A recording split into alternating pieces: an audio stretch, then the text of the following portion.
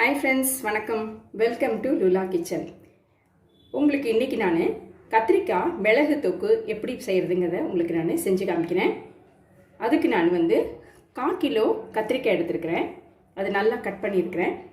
குழம்பு பொடி 2 table spoon, 2 தக்காளி, தாளிக்கிறதுக்கு சீரகம் 1/2 டீஸ்பூன், சோம்பு 1/2 டீஸ்பூன், கொஞ்சம் மஞ்சள் தூள், கருவேப்பிலை தாளிக்க, மிளகு சீரகத்தை இதில் பொடி பண்ணியிருக்கிறேன். 2 வெங்காயத்தை எடுத்துக்கிறேன். இஞ்சி பூண்டு விழுதுகளை கொஞ்சம் எடுத்துருக்கிறேன். உப்பு தேவைக்கேற்றபடி, தாளிக்கிறதுக்கு எண்ணெய். வாங்க எப்படி செய்யலாங்கிறத பார்க்கலாம்.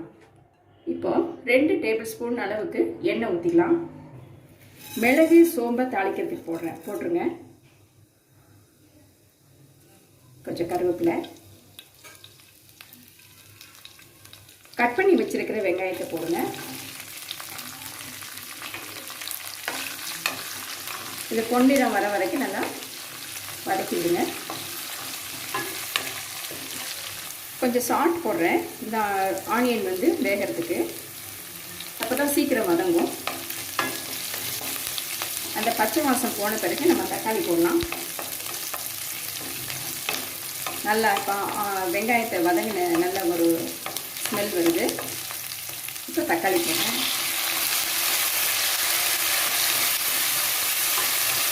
இது நல்லா வதங்கணும். ஒரு மூடி போட்டு இப்போ ஒரு மூடிடலாம். ஒரு 3 மினிட்ஸ் மூடிடலாம்.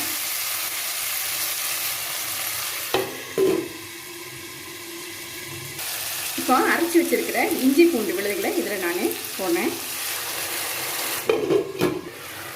இப்போ நல்லா வெந்துருச்சு. மஞ்சள் பொடியை போடுறேன். அரிஞ்சு வச்சிருக்கிற கத்திரிக்காயை இப்போ போட்டுக்கோங்க. நல்லா அப்படி வதக்கி விடுங்க. கத்திரிக்காய் நல்லா அப்படி எண்ணெயிலே நல்லா வதங்கணும். தண்ணி ஊற்ற வேண்டாம்.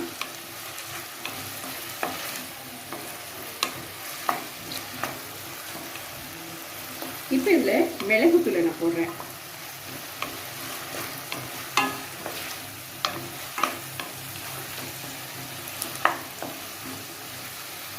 நான் இன்னைக்கு குழம்பு தூள் எடுத்து வச்சிருக்கிறேன். நீங்கள் மல்லித்தூள் போடலாம், மிளகாத்தூளும் போடலாம்.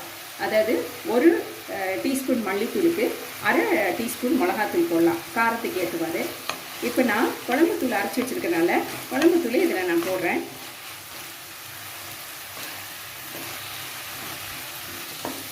ஒரு 2 நிமிஷம் மூடி வைக்கலாம். இப்போ இதை ஓப்பன் பண்ணலாம். நல்ல மசாலா பிடிச்சிருக்கு. இப்போ இது வேகிறதுக்கு ஒரு 1/2 டம்ளர் தண்ணி ஊற்றுறேன்.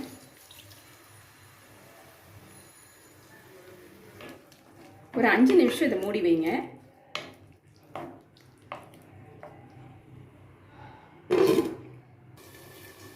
இப்போ 5 நிமிஷம் ஆயிடுச்சு. பாருங்க, இந்த எண்ணெயெல்லாம் மேலே அப்படி மிதந்து வந்திருக்கு. இப்போ நம்ம இதை இறக்கிடலாம்.